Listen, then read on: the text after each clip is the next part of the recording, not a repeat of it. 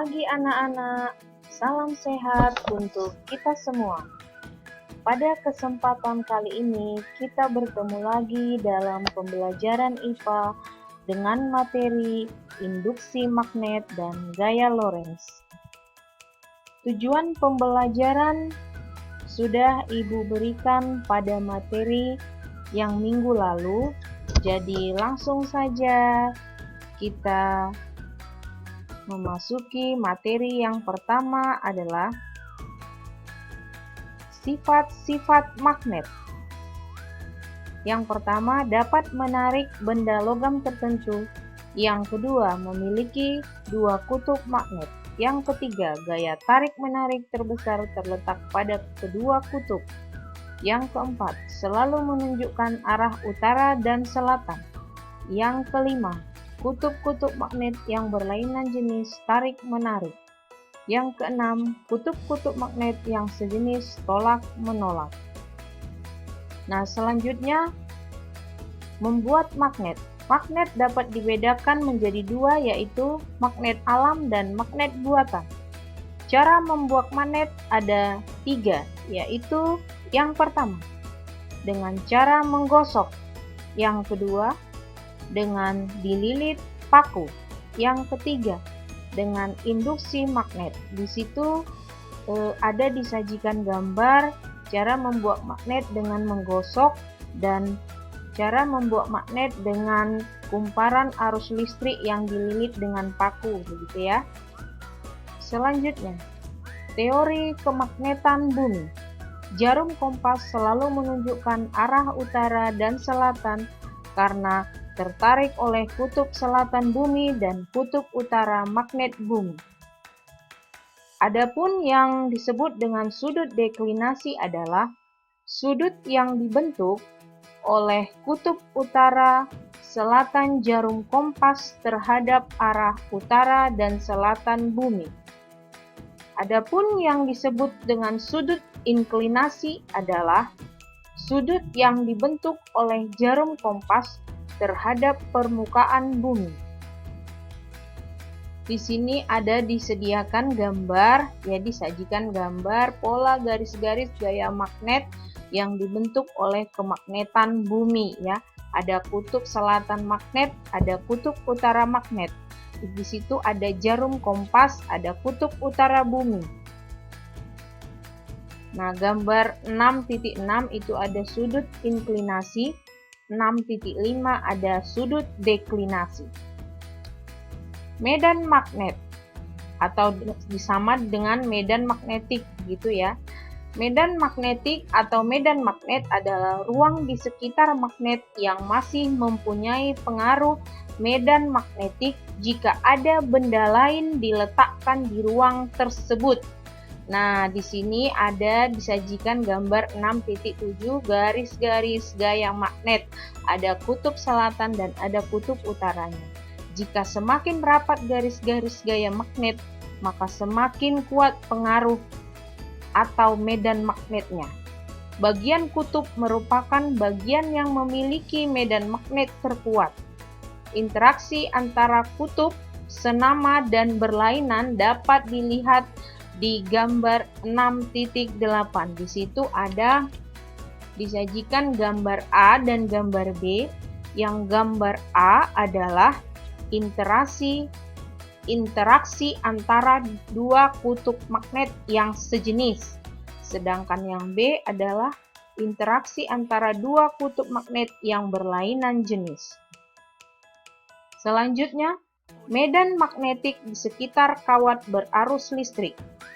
Yang pertama, kumparan kawat berinti besi yang dialiri listrik dapat menarik besi dan baja. Yang kedua, hal ini menunjukkan bahwa kumparan kawat berarus listrik dapat menghasilkan medan magnetik.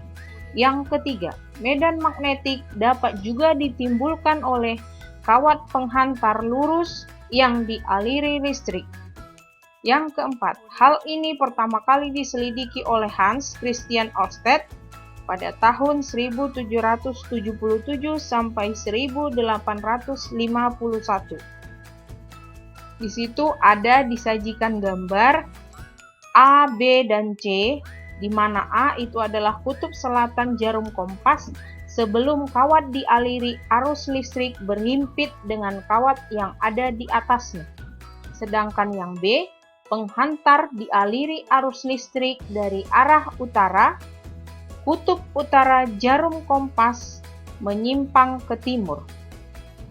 Yang C, penghantar dialiri arus listrik dari arah selatan, kutub utara jarum kompas menyimpang ke barat. Di sini ada gambar 610, itu adalah menentukan arah medan magnetik dengan kaidah tangan kanan. Jadi bisa kita contohkan juga dengan tangan kita ya. Ini ibu tangan kanan. Nah, ibu jari itu menunjukkan ibu jari, ini ibu jari ya atau jempol. Ibu jari menunjukkan arah arus listrik. Sedangkan keempat jari yang lainnya adalah menunjukkan medan magnetik. Jadi kaidah tangan kanan ini, tangan kanan kita ini boleh atau bisa menentukan arah medan magnetik.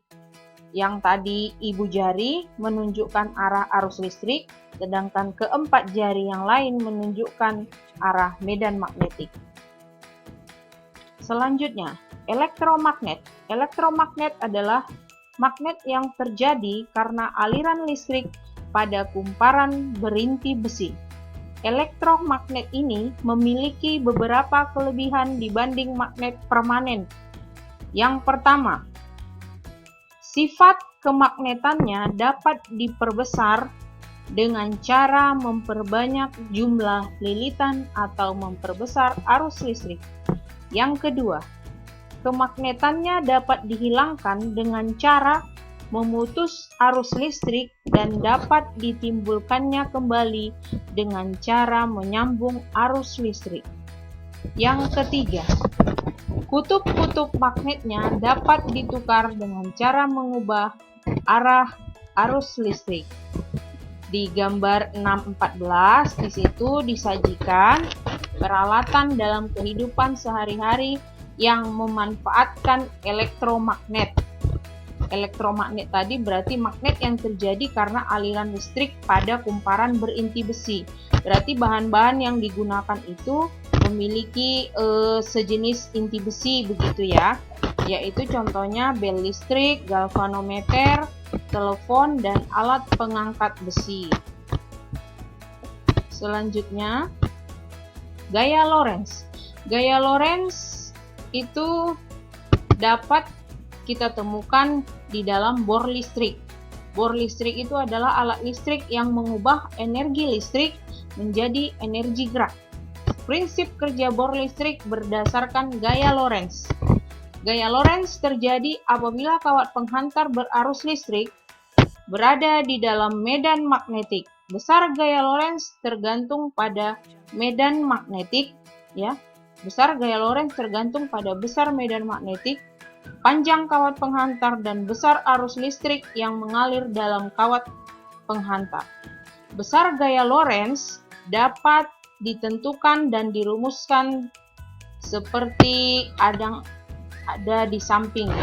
F sama dengan bil. F sama dengan bil. Ini ya. F sama dengan bil. F sama dengan B dikali I dikali L. F itu adalah gaya Lorentz, satuannya Newton. B itu adalah kuat medan magnetik, satuannya Tesla. I itu adalah kuat arus listrik, satuannya ampere. Dan L itu adalah panjang kawat penghantar, satuannya meter. Arah gaya Lorentz dapat ditentukan dengan menggunakan kaidah tangan kanan. Begini ya. Kaidah tangan kanan, jempol atau ibu jari itu adalah menunjukkan arah arus listrik. Sedangkan jari telunjuk itu menunjukkan arah medan magnetik atau B. Lalu jari tengah menunjukkan arah gaya Lorentz atau F. Jadi jempolnya ada I, atau ibu jari adalah I, arah arus listrik, B adalah medan magnetik, dan jari tengah adalah gaya Lorentz. Gitu ya. Selanjutnya, ya sampai di sini dulu materi kita hari ini. Semoga materi yang Ibu sajikan dapat bermanfaat buat anak-anak semua. Selamat mengulang kembali pembelajaran hari ini di rumah masing-masing. Semoga kita selalu sehat, tetap semangat walaupun kita belajar dari rumah. Terima kasih anak-anak.